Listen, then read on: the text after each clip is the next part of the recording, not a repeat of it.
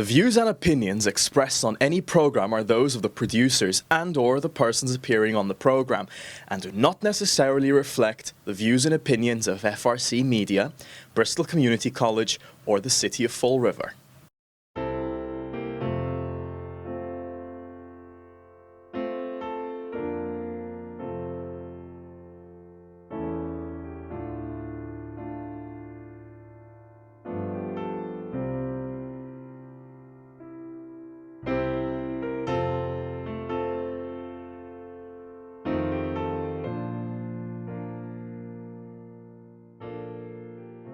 Hi, I am Marcus Coward, representing the Student Veterans of America chapter at Bristol Community College and the Joseph A. Marshall Veteran Center.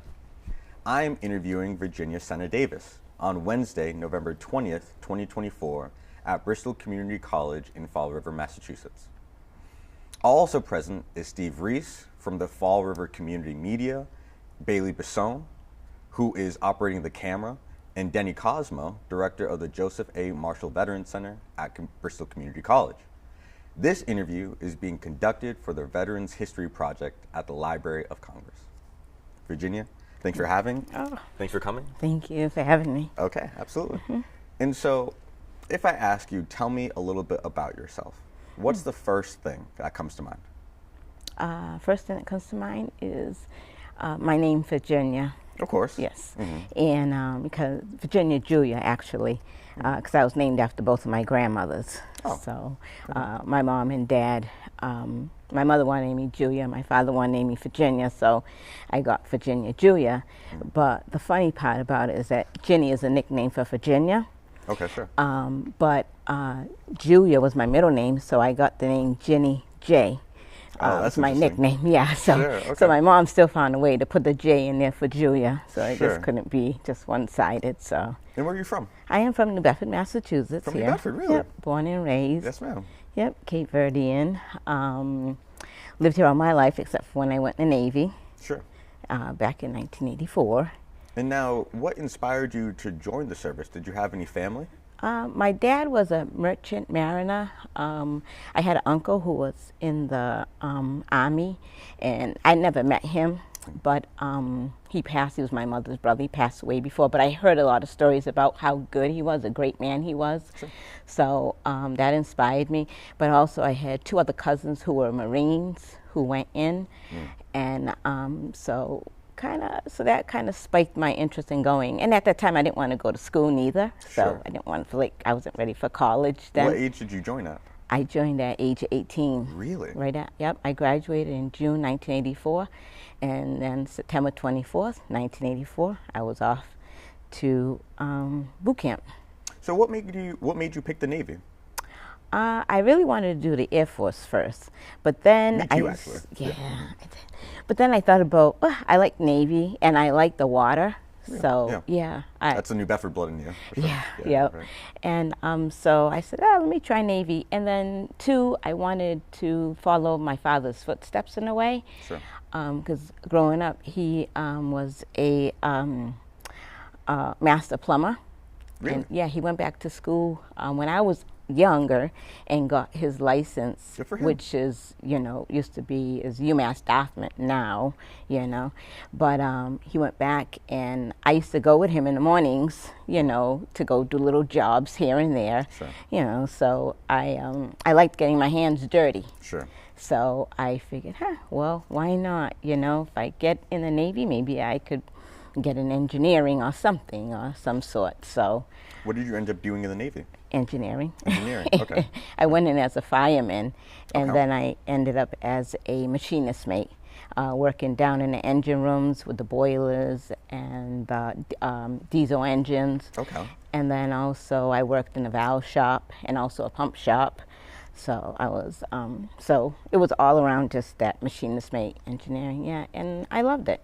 Okay, I was going to ask, would you consider that fun? But maybe you would. I did. Okay. I did. I mean, don't get me wrong, there was some trying times, Sure. because I went in 1984, so it was a tough time for females back then. And then, especially to be a female of color as well, so, and being a male-dominant, area, as a machinist mate was tough, but I stood my ground.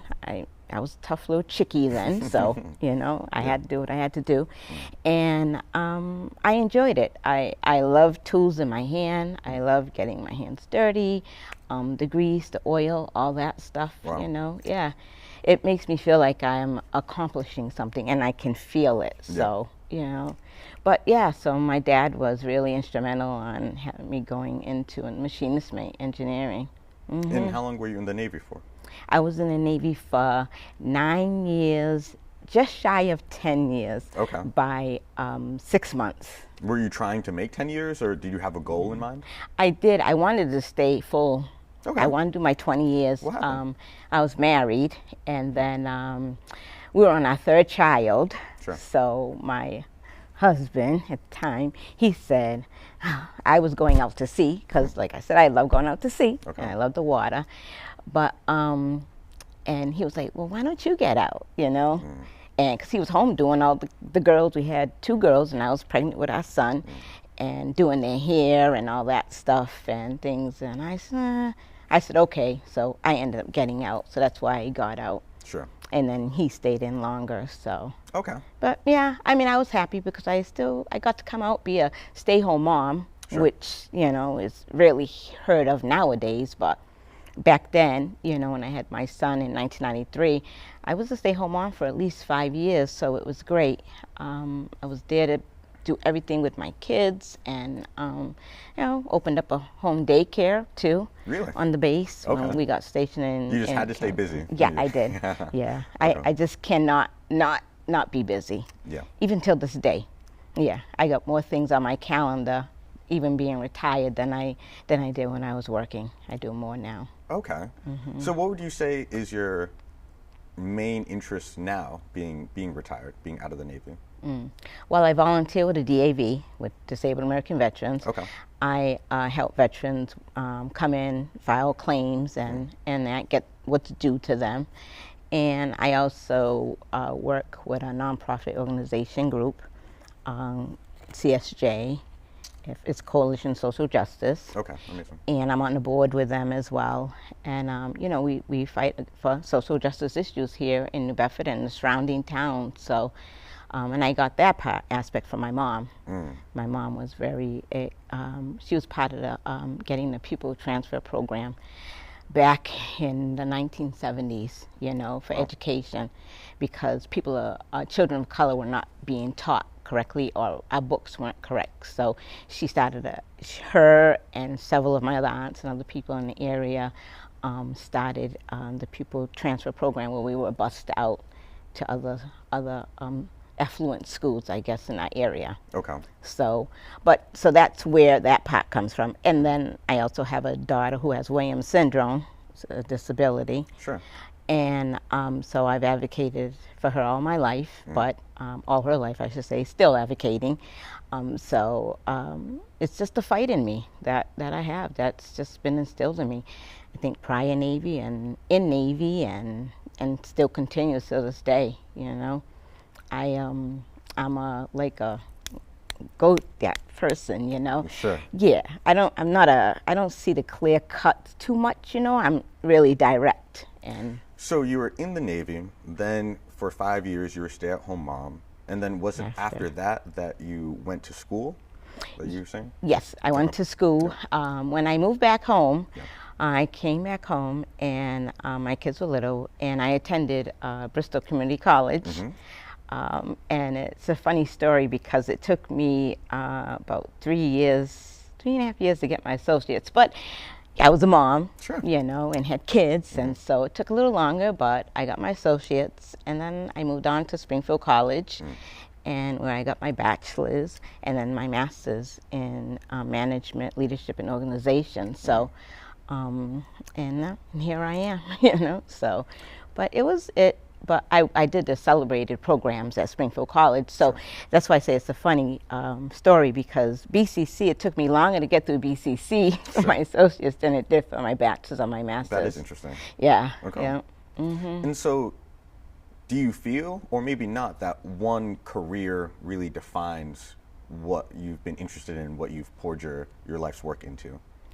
No, I wouldn't say so, because I think I'm so diverse across the board that I can fit into any situation or any job, any program, Sure. because of the knowledge that I have and I've learned through family, mom, dad, and then through military, and then also then having a child with a disability as well. So, because I've had different careers since I've been out the military. Sure. I've done different jobs. So yeah, I worked a lot of different places. Absolutely. But yeah, I call them all nuggets, because it's a learning curve. A little nugget you get, you put that in your toolbox. Yep. And you never know when you're going to use that nugget again, Absolutely. So, so I carry my toolbox in my back pocket. So you have 3 children. Yes. Would you recommend the military to your children? How do you think they would fare? Yes, my middle daughter, Ashley, she actually was in the Air Force Reserve down in Otis. Okay. Yeah, but she had to get med out because she has some medical issues. And my son, Frederick Davis, he's been in now Navy for 11 years. Really? Yeah, he just got stationed here in Newport, Rhode Island. Okay. For the first time. So I have at least 2 grandkids who live here, because none of my grandkids live in the state of Massachusetts. My daughter lives in Virginia. Oh, really? Yeah, she resided in Virginia after she finished everything and stayed there. And now my son's here in Newport, Rhode Amazing. Island. So Okay. yeah, so it's a blessing. At least I have 3 years with him here. Sure. So I'm gonna fight for an extension after the 3 years. So Yeah, okay. I don't know. His wife might win over me, but that's okay. So you really not just created a military family, but you also come from a military family. So when you look back in your service, you said that it was a hard time for a woman to join the military, but especially a woman of color. But then you also say that you had a great time. You look back on your service fondly. So do you feel like it, on the outside perspective, that it could have been seen as a challenge to be a woman in the military? Was it a challenge being a woman in the military, or was it easier than you thought it was going to be? I think it was a challenge because I was in engineering. Sure. So I think if I would have been in a traditional woman's position, as they would say, maybe in HR or as a yeoman, I'm not sure, because I was never in those roles. Sure. But being in engineering and not a lot of women there, so you learn to toughen up and put a shell on, and you learn to say, okay, I'm here, I got to do this job. You learn to listen to what those guys are saying, that you say, I don't really want to, but it's hard to block it out. So, it gave me an aspect on how men talk in the military. Sure. And regards to no respect for a woman being in down in the engine room with them.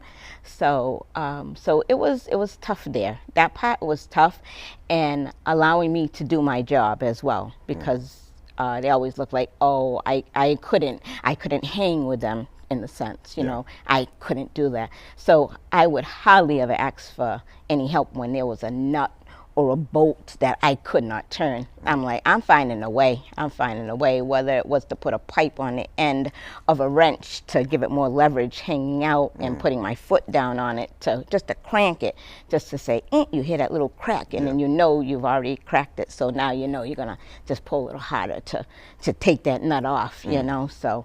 But, and then when I did ask for help, some of the guys were okay, but there were times it was, the language and just the morale, not having a woman down there with me, it was hard. But up in the shop was different, because now you're more around, there's other shops on the ship. So, you have more people to talk to and see, and, when you're in the engine room and you're out to sea, you're standing your watch, you're doing what you got to do. Sure. So you don't have that that community, or that, the people you go down there with is your community. So, not to say all of them were bad, but, it was tough for some of the things to hear, and to be so young You know, at that time I believe I was about 19, 20, because my first duty station I wasn't on the ship. Sure. So so by then, you know, it made me tough. It did. It changed me in a way, for that toughness. Sure. And to be able to deal with the racism and everything else, even though I saw some of it growing up, you know, and I knew what it was and I knew what it felt like. Yeah. But to be on your own and not have the coverage of your parents or your home or other friends, it's a little different. Absolutely. I think it changed my skin. It's tougher. Till this day, I'm still tough. Yeah. You know. Now, did you get any injuries while you were serving? Yes, I did. I was in the engine room and we had to pick up the plates in the engine room. So you have to walk on the beams. And I was walking and I slipped and fell and I had hurt my ankle. I sprained my right ankle. Okay. So I had to, and you have to get off the ship then because you can't get on the ship with crutches. Really? Yeah, so Okay. I was off TAD to Portsmouth Simmer and for about 4 weeks, about almost a month. So, and then I went back on the ship. But then I wasn't on too long because then that's when I found I was pregnant with my third child. Really? So, and again, when you're pregnant for a woman, you have to come off the ship as well. Yeah, you can't stay on because of too many working parts and, you know, so it's just not a safe environment for a pregnant woman to be in, no matter what department you're in. So, yeah. But yeah, it was interesting. Yeah, interesting. And so I'd like to talk to you about education, okay? Because you do have a master's in what were the majors again? Management, leadership, and organization. Management, leadership, and organization. Yes. What would you say is missing in education for the young people right now? Oh my goodness. Well, I think one is for the ability for the teachers just to teach. Just to teach. I mean, I understand we have this MCAS and, you know, it's part of it, but thank God it just passed. Yes. Woo-hoo. Yes, Yep, Massachusetts, we're getting rid of MCAS, so I'm happy because our students need to learn how to basic read in order. If you can't read, you can't do anything else. You can't do written arithmetic. You can't read your social studies. You can't read science. You can't even read a basic newspaper, which they say is written on a 6th grade level as well. Interesting. Yeah, that's what I heard. I don't know. Don't quote me too much, but you know, but yeah. So I think the teachers just need to be able to teach the students across the board. Sure. And have that time instead of having to worry about this test is coming up and the children have to get this sleep or, you know, for this and all these other things. If we can teach them like we were taught when I was little, you know, they'll come out well. I believe so. And I think also now we see this more so than ever, more children who have kind of either learning disabilities or disability as well. Sure. I think there needs to be more assistance with that, you know. I'm glad I had the voice I had for my own daughter, Sure. you know, fighting for the services that she needed. And so I wish that there was more services for kids, but also for the parents to learn to know how to, where do they need to go to if their child is failing or they feel like their child has a learning disability or a failure to catch up or something, Sure. you know. If there was somewhere where a parent and a child can go to learn, how can I get my services and where can I get them from?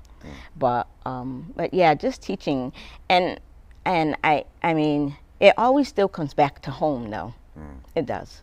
And we hear a lot of things on the news, what's going on in schools with the kids and everything else. So, you know, we have to find a way to bring that back.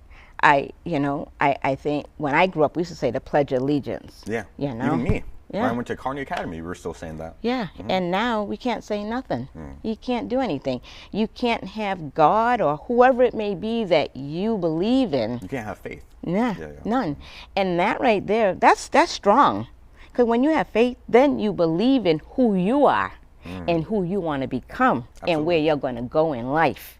And if you don't have that, and you don't feel that within yourself, you're already feeling yourself. So our school system as much as it's great here in Massachusetts compared to other states, because like I said, I've been in other states, Sure. having my child, being in the military, having a disability, and having to get special needs services for her.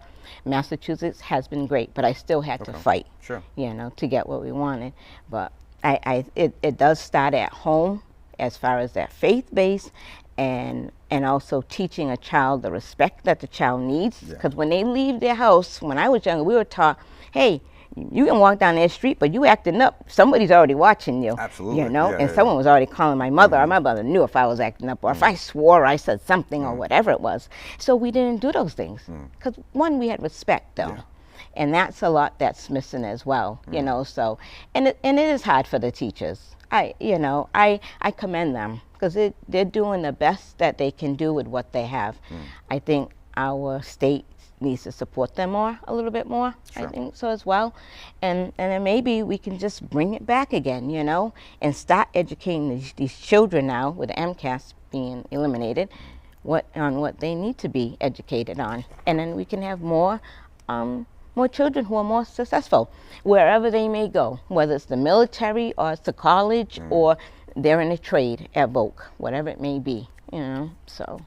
Now, clearly you have your own views and opinions, and you have a strong voice, along with a lot of experience to back it up. Have you ever thought about getting involved in politics, either local or on the state level? I know. I feel like you would actually be really good at it. I know. One of the women I work with at CSJ, she always said, you should get on the school committee, But I'm like, I don't know. So I just never entertained that. I don't know. I don't know if I have the time, or I'm so all over the place. But then I like to be in the background, not so much in the forefront, because I think my voice is heard more in the background than it is. And then, too, I hear the stories, from other people who I do know, who have been on either school committee or city council, when they're that one only voice, and it's a constant fight, And after a while, that wears down that person. For sure. So if I can stay in the background and use my voice, I'm not going to get worn down very fast. Yeah. I'm still going to be there. Yeah. I'll be that thorn in your side, so, yeah. Okay, so you still feel like you're doing the work and fighting just in your way? Yeah. Absolutely. Yes. Yep. Mm-hmm. And so do you have any plans for leaving the area, New Bedford? Or is that home for you? It's home for me now, yeah. I wanted to leave about, say, 10 years ago. I wanted to move down to Virginia because my daughter was down there with my granddaughter. Sure. And my son was stationed in Virginia down there at the time. So my daughter's in Woodbridge. My son was in Norfolk, 3 hours apart. So I thought, I can go live somewhere in between. But then my granddaughter was coming up. This was 10 years ago. My granddaughter, who is now 9, comes up every year for the summer. So I get her every year, give my daughter a break. And so I said, you know what, maybe I don't need to go, because this is home. And this is my generational wealth for them as well. My legacy, I'm leaving in my house as well. Really? And they'll have it. I've been in my home for 19 years now, so and 2, I like my grandkids coming to my house because it's to grandma's house. Yep. We have fun, we do projects, we paint, we work on our numbers, cards, arithmetic, reading, word sight words, for my little ones who's 5 and 3. So, and then when my granddaughter comes up, she reads in the summer to me, and I make her read. So, and then she has to tell me the stories, what she's read, just to kind of keep, the knowledge in her head, because summertime's long for some kids. And without the reading, they can kind of lose some things. And I figured, why allow my grandchildren to lose? Why not just inspire them? Give them some more nuggets for their own toolbox as they grow older as well. So, and I like reading, not when I was younger, I didn't, but now that I'm older, I appreciate it more. And but my daughter, my granddaughter, she comes up every summer, and she doesn't always like it, but I tell her, we give and take for that. You read, and then hey, we'll go get ice cream. something. So, and she likes the ice cream part, of course, more. Of course. You know, only 9 years old, Yep. so. But yeah, so, but yep, so no, so I'm staying here in New Bedford. I'm not going nowhere. Okay. I'm stay here, yeah. But yeah. And this is going to be a big question, okay? But I ask it because our commander-in-chief is the leader of our military, okay? And when I was in the Army in 2021 and 2022, I looked around and saw that the Army was very political, that people had very much their own opinions on who they want to support as president or their own views. Did you feel like the Navy was very political at that time, or do you feel that everyone was just a soldier and was kind of didn't really talk about that kind of stuff? I think everybody was a soldier. I don't remember really talking about politics when I was in at all. So I think the times probably changed a lot more so. But yeah, because honestly, I don't even remember. I did not even vote when I was in the military neither. I never had absentee voting. Really? Yeah, I didn't. And I was registered voter before I left because I was 18, of course. But yeah, I do not recall ever voting or talking about it in the military. Did you not notice a difference between, because you served for 9 years, so either you saw a president serve for 2 terms or maybe you saw the president switch. Did you not notice a difference in policy or in the agenda of the military or the Navy with different presidents or like over time? Honestly, I wasn't paying too much attention to that because when I was 18 when I went in, so and I got out when I was 29, so there wasn't much. Well, I was 29 when I had my son. I was out before that, but I got out at 28. I was 27, one of them, and so I really wasn't into politics then, paying attention too much. You know, I don't know if it was maybe my age, the generation gap there that we have, but now it's so different because now you do get these younger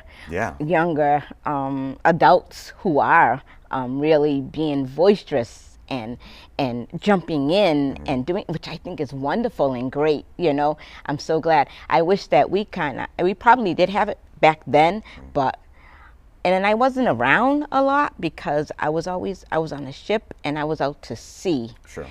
I was on 2 ships where I was in Desert Shield, Desert Storm. Okay. So, so with that, and then coming back, you know, and even when we were in Desert Shield, Desert Storm, we never got the news on what was really going on. You know, it was weird because I would call home and my mother and father, they'd be so happy to hear from me when we got leave. You know, I'm on the shore and how you doing? And I'm like, why? What's wrong? You know, even though we knew there was a war going and we were Desert Shield, Desert Storm, and I could see, you know, we're out to sea, but you could see the missiles flying over. You know, but we always felt protected as well. I always felt protected because I knew there was always a submarine or something nearby that was protecting us. Okay. You know, because I was on a destroyer tender. So, but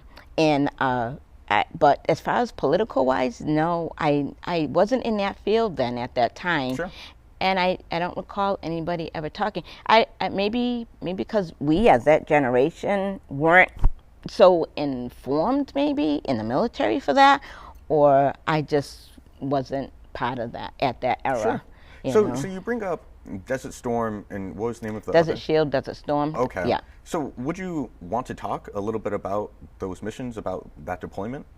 Yeah, I can. Yeah, I was on a ship, so I wasn't on land. Sure. But now we were close enough, you know, to which now any veteran who was in that area, even on a ship, because of bombs and the winds with the smoke and the oils and all that things that were happening now, can put in claims for the Desert Shield, Desert Storm. Sure. You know, if you have any health issues or anything. So, so it's changed. But it was scary, you know, to go out and look and see that.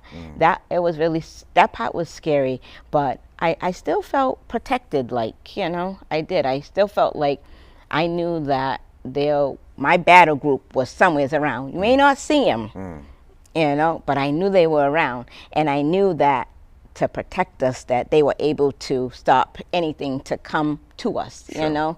So that I wasn't feared, but then I loved being out in the water. So I love the sunrises. I love the sunset. So Really? So you felt yeah. both protected and in a comfortable environment.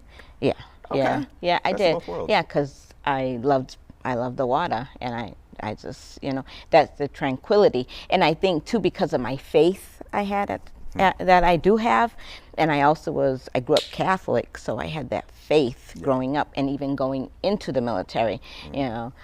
Still went to church, even though I didn't have no family around me, but I Sure. still found churches to go to. Wow. Even on the boats, you know, when they had mass or anything, you know, I still went because my faith was who I am, and is part of me, and it still is till this day. You know, I rely on God for all things, you know, no matter what can happen in this world. I feel like God has me already. He's had me since day one. So, you know, so that's why I guess too, I just never really worried too much about it. But it had its moments, you know, especially when we had to do our drills in case if anything happened, you know. Sure. That's the scary part when you're doing the drills, even though we know it's not happening, but a what if, Of course. that what if. You take it seriously. Yeah, So, of course, yeah, your we emotion did. and your body's going to take it seriously, too. Yeah. Of course. Yeah. And you can see but on the ships they did a lot for morale, so, you know. Yeah, we did. They would have fashion shows. We Really? we did fashion shows. not up to expecting see. that. I know. Yep. We had bingo nights, you know, Okay. card nights, all in the gallery. We had what they call still beach picnics, Okay. because they're sort of back on the fantail, and it's still Yep. so still beach. So, and that was when, if you wasn't on duty or nothing, you could maybe put on a civilian clothes and you know, go out there, and then they'd have music playing, and you'd be surprised the amount of people who have skills on ships, you know. Yeah, the shipmates, you know. It was nice. It was great. And just like Black History Month, they had a Black History Affair thing, you know, they put on talent shows, everything that you could think of. It's not like your regular cruises, don't get me wrong. Sure. But Yeah, it I still, wouldn't. yeah, it still helped the morale, you know, and that's what we had to do to keep that going, you know. So, and that was like, because I was gone for, I had my daughter then, and my daughter, I had to sign her over when I went to Desert Storm. I had to sign her over to my mom and my Okay. dad. Sure. You know, while I was gone, and we were supposed to be gone 6 months, and then we got extended. Oh, really? Yeah, to 8 months. And then at the same time, I was supposed to be marrying, who was my husband, and then we had to change it to when I got back, and then we got married in April instead. My daughter, who was one and a half or so, and when I came back, she didn't know me. That was the hard part. Yeah, because she knew my mother as Mummy, Sure. but even though my mother everybody showed her pictures of who I was, you know, being gone that long from a little child is hard. And I remember the day we came back, I'll never forget this. I don't want to cry, but my mom and them had the hotel at the Navy Lodge, and my mother said, time for a bath, and I had to go. My mother said, go ahead, Jenny, go give her a bath, you know. I said, okay. And then my daughter turned, she said, no, I want Mommy give me a bath, you know. Wow. Yeah, it was hard. So, and then my mother had to leave with her because I didn't have Navy housing yet, because I was out to sea, of course. And so she went back with my mom, and I was able to get emergency Navy housing because my daughter. Okay, great. Yeah, so that was great. And then I came home up here to Massachusetts, because that's where my mom lived. And I was here for about a month. So that way my daughter could get used to me. So when we did leave together, she'd be comfortable and not be traumatic, like I'm taking her from her mommy, you know, because I was the mummy, you know. So, and then that's when I vowed I would never leave again, you know. And I mean, I did, but then my husband was here because he was in Hawaii. He had got stationed in Hawaii. Sure. So that's we weren't married yet, but he was in Hawaii, and as we got married, then I got spousal relocation to go to Hawaii. So, but yeah, that was one of the hardest things, and also her birthday. Her birthday, December 27th. Wow. And back then we had the VHS, you know, the big thing you put in there. I don't know if you know that. Oh, I do. Yeah, oh, okay. Mm-hmm. And I remember we were in our shop, and my mom sent the tape, and everybody in our shop was watching it, and everybody was just crying. It was my daughter's birthday. They were singing happy birthday to her. Wow. You know, so that was, yeah. I still have that tape. I don't have anything to play it with, but I can get it transferred over. I don't think they sell VCRs anymore. I know I could probably get it transferred to a CD or something, but yeah, I still have the tape of that. And she was turning 2. Wow. Yep. So that was a hard part. That was hard. And signing my daughter over to my mom, because I felt like I was leaving her, you know, which I did, but it was for a good cause. Of course. You know, because we were out there protecting our country, so, and doing what we do, what we signed up for, you know, for their flag, for, you know, our freedom, our rights, you know. For the people back home. Yep, and they have peace and live freely and not have to be afraid. So, but yeah, that was one of the hardest parts of my military career. Was leaving my daughter, and then that video that I still have till this day. Yeah, I don't want to cry, but yeah, still makes me emotional. Really adding to that toughness you were talking about. Yeah. Yeah. You've been through some tough experiences. Yes. You know. Yes. And so would you say that was what the Navy and the military gave you the most? Like, if you could say one thing that you learned the most from your military experience, would it be, you know, toughness? Or what would it be? I think it would be toughness. It would be finding my voice. Finding my voice and using my voice. Absolutely. Yep, and using my voice and being strong enough to talk, you know, and use that. So, yep, but finding my voice and knowing that I am strong enough for that to speak. So, yep. And especially when you were alone on the ship, you really must have, you know, physically and figuratively had to find your voice in order to know how to speak up for yourself. Right. Yeah, I did. I had to do that because I didn't have anybody else to help me do it. Yeah. I had to learn. It was funny when we would get in our shops and we'd have, I guess, a good way to say is that we'd have a shop meeting, you know. We called it other things, you know, I ain't going to say that what we called it, but, you know, we'd have our shop meetings and they would always say, where's Senna? Where's Senna? We need Senna here, you know, because they knew that I was going to say what I had to say, you know, I brought that. And they respected you for it. Yes, they did. Yes. Yep. Yeah, because I didn't sugarcoat nothing. I'm like, no, and I still don't till this day. I still don't. I mean, I was tough on my kids growing up a little bit, but, you know, but I apologize to them every now and then. I'm like, I'm sorry. They're like, Ma, you did wonderful. We want you to do nothing different, you know. You made us who we are, and we're thankful for who you are and what you've done, you know. So I'm glad that I instilled in some things in them that were really good, you know. But my father instilled that too, because when he was in the service, of course I wasn't born, I was little. And I remember we had to clean those windows and change those curtains. Well, every season. I used to hate doing windows. I still hate them till this day. How come? Because my father used to take out the windows, and these were the old windows. I know you don't know that they were wooden back then, you know, and they could come out, and you had to take them out and have to clean them on the inside and the outside and put them back. And then my mother had us do the curtains every season. So I hate curtains. So I don't even do my curtains in my house. My sister Joanne does it for me. Really? You've already paid your price. You did your time. Yep. Sure. Okay. Yep. So nope, I don't do it at all. My sister comes and does it for me.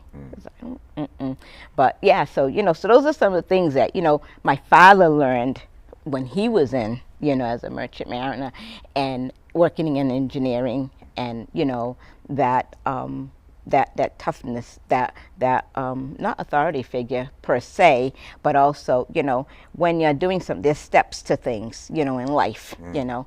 You just can't go and say, oh, I'm going to go and take that valve out. No, you got to learn that system you got to find a way you got to shut it off from. Sure. You got to get permission to shut it off as well, So just like in life, we just can't say, oh, I'm just going to go over here and steal this candy or do whatever it may be, because there's consequences to that, always. So I think growing up with that with my father, I always say me wash the windows with consequences, but I know it wasn't. But I think it was just to say, okay, this is how you clean, and he was like that. And that was from the military, with your uniform, your bedding, all those things that you learn, how you had to keep, everything had to fit and be folded and nice, and your bed when you was in boot camp, they had to bounce the quarter off, Yep. I still make my bed the same way I made it when I was in boot camp. Really? I still do. Well, like nursing corners and all Yep, that? Wow. nursing corners, I still do. Okay. Yep, till this day. Yep, I still do. Now, is that because you want to, or it's just instilled in you? It's instilled in me. Yeah. Yeah, it's so instilled in me. Yeah, and I just think like how things like color coordinated, and just things being precise a little bit. Sure. That's instilled in me too from being, in the military, and especially working in engineering. Sure. Because everything had to be precise. Sure. You could not say, oh, I'm not going to put that nut on there or that bolt or whatever, because no, the rest of them are all tight. No, you got to do all of it. You do all of it or you don't do it at all. Sure. And that's what I always tell my children: we're going to do it right the first time, or don't do it at all, and then I'll do it then. Sure. But I can show you how to do it right the first time, and then you learn, and then you do it, So, and that's how I am. I'm still that, like this till this day, even with my house, my floor's always clean, everything. It's just, to my clothes, my shoes. I hate my sneakers being dirty, and I think that's because of the boots. We had to shine them, They don't shine them nowadays, but we had the black boots. We had to shine them, shine them, literally spit on them with the black and shine it, So until they were so shiny, you could almost see yourself, for inspection and stuff. So,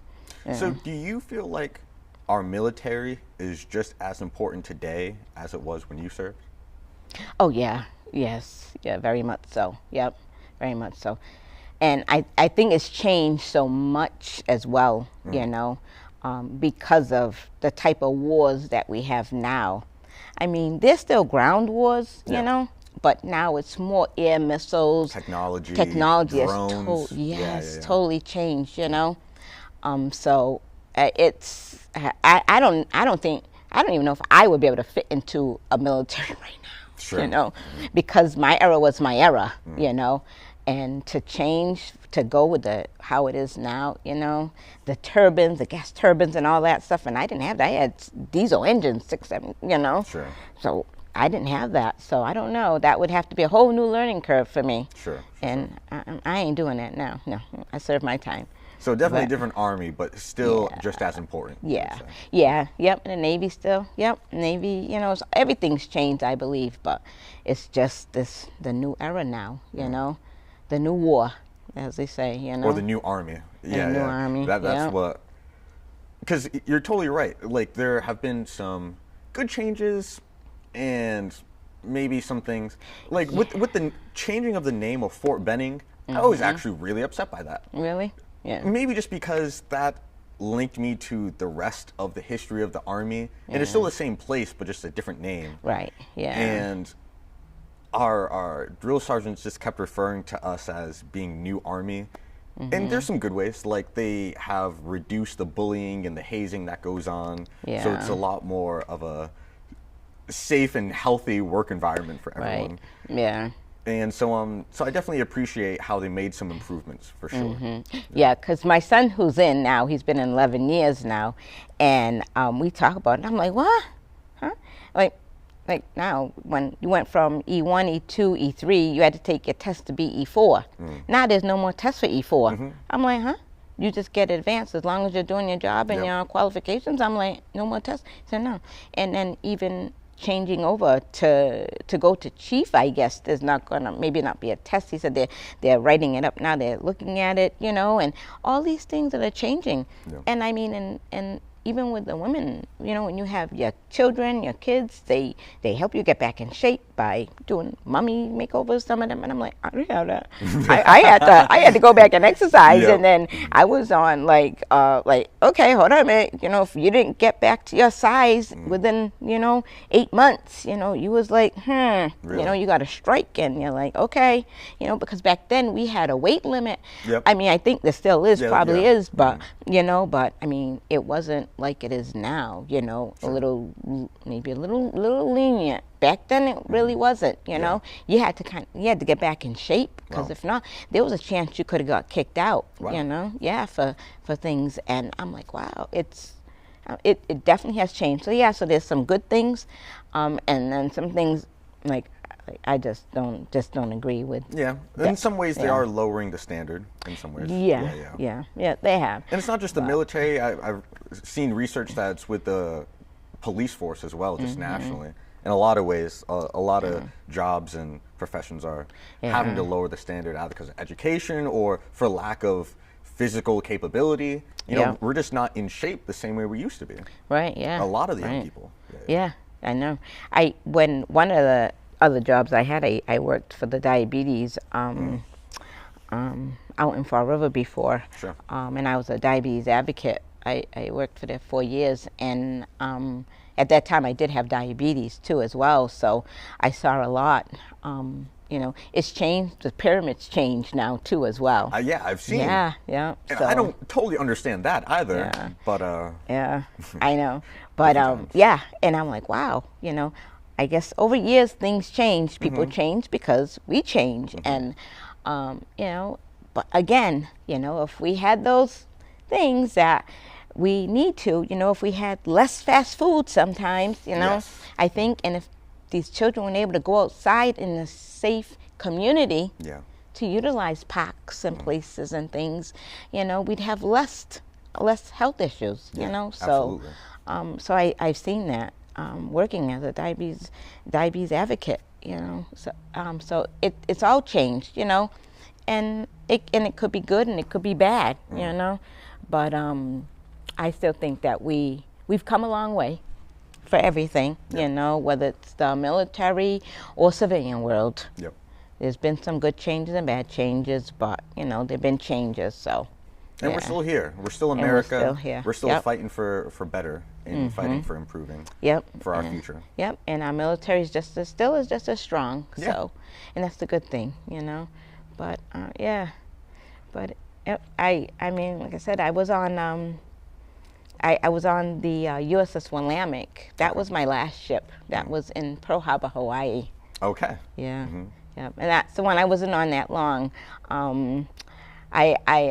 I tend to joke and say, you know, I could have been around the world, but my husband had to get me pregnant, so that's my last son. So I had to come off the ship, and they were going out to sea. Wow. Yeah, they were doing a Westpac. Because I did 2 med cruises already, which, you know, it's in Egypt, Greece, Turkey, you know, Spain, all those areas there, Crete, everything. So I was so looking forward to that. But I did get to Japan because my son was stationed there. That was his first duty station. So I went as a civilian. Do you have a favorite place that you've been to? Well, you know, it's so funny. I think Egypt is my favorite place that I've been to, being in the military, to see the Sphinx and the pyramids, and to go in the pyramid. Wow. And it's like life-changing. Wow. To see that up and close in person. I really want to go. Yeah, everybody should go, I think so. But my favorite place being out of the military? Sure. Japan. Yeah. Japan, yep. If my kids would move to Japan, I'd go right with them. Really? Yeah. I liked it there. Yeah. Yep. I loved their food, the culture, everything. You know, it was really, I enjoyed it very much. I felt comfortable there.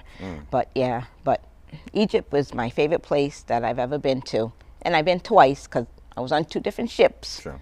The USS Shenandoah, the USS Yellowstone, and we both did med cruises. So, and went to the same places twice for free. But I worked for it though.